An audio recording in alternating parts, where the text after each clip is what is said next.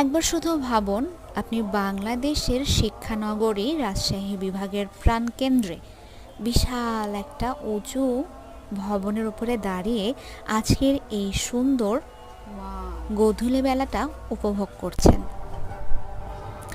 যেখানে আছে স্নিগ্ধ নির্মল একটা পবিত্র বাতাস, বাতাসের স্পর্শ, পাখির নিড়ে ফেরার তারা, আর আকাশে একগাদা রঙের দোল খেলা।